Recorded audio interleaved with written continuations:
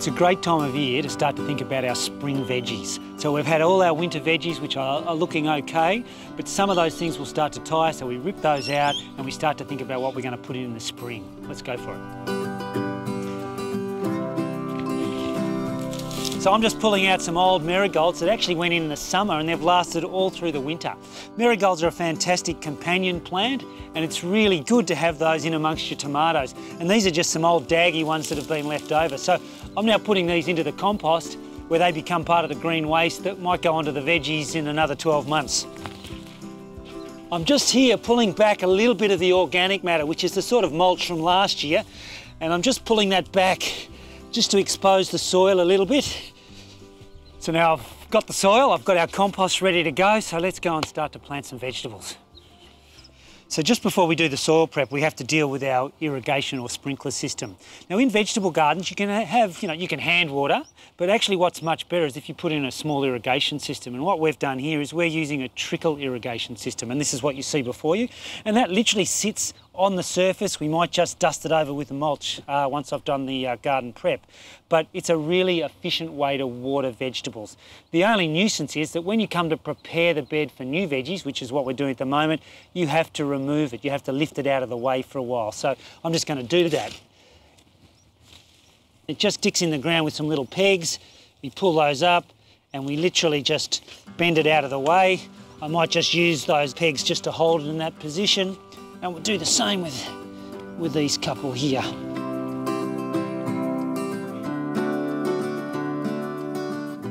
Now I try to avoid stepping on the actual soil because you compact the soil and you don't want to do that.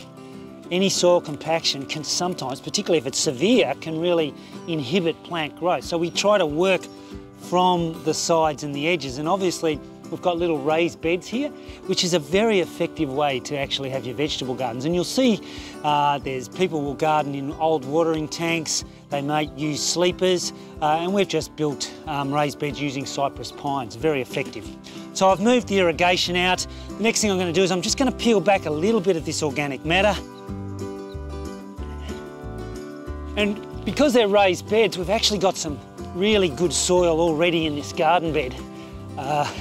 And this is quite different if I was preparing a garden from scratch, in which case you'd have to build your layers up. But we've been gardening in this area for a number of years, so the layers are already there. So all I'm actually doing now is adding a little bit of goodies on, some goodness on the top, and that's the compost. And this is what I've got here. Now, with compost, you only need to put the compost in the top 50 to 75 mil of the garden bed. You don't dig it in deep.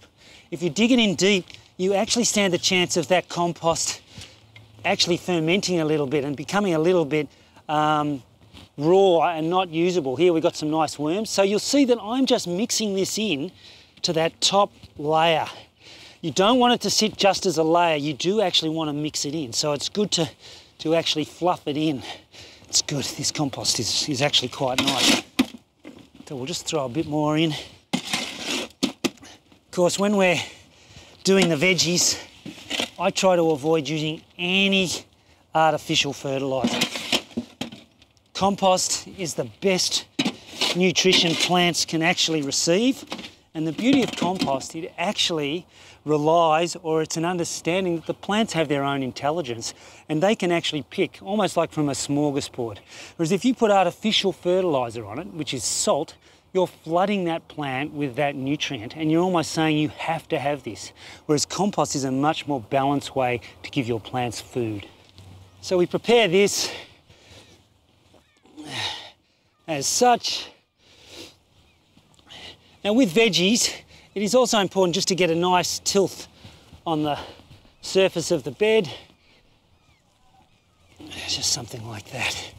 Now the other thing I'm going to do now is I'm actually going to lay my trickle irrigation back down. Because the beauty of the trickle irrigation, it is designed to almost be exactly the right width for where you're actually going to plant your vegetables. So it gives you your lines. And when you're planting vegetables, it's always nice to have those lines. We just peg this down again.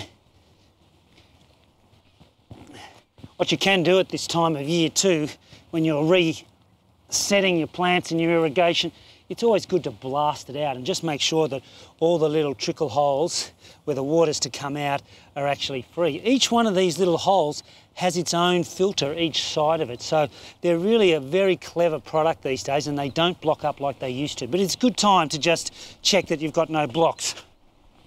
So what we're going to plant today is some rainbow chard, or it's really silver beet, rainbow mix. Now you can either plant veggies at this time of year as seeds or seedlings.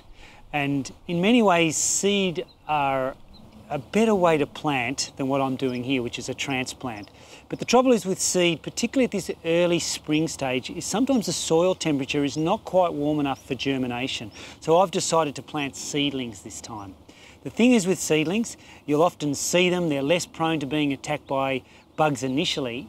They still rely on soil warmth to really kick along, so they will sit in the ground for a while.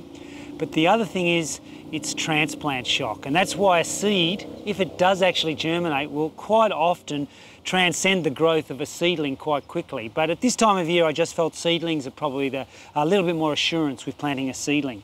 But what I still try to do is remove these as gently as possible and break them apart to try to avoid too much root tearing. Now it's not that easy, but and we lay these out. What I've also had to do with the irrigation here, as trickle, you get these holes about every 20 centimetres. They have a wetting pattern that just swells around the hole. So there's really no point putting a seedling here because it won't get the water. So really they are designed to plant these seedlings right at those holes. And that's what I'll just do. Plant them nice and firm. I also like to create just a little dish around the plant. Now something like rainbow chard, you can actually plant almost at any time of the year. It's really a great all-season vegetable.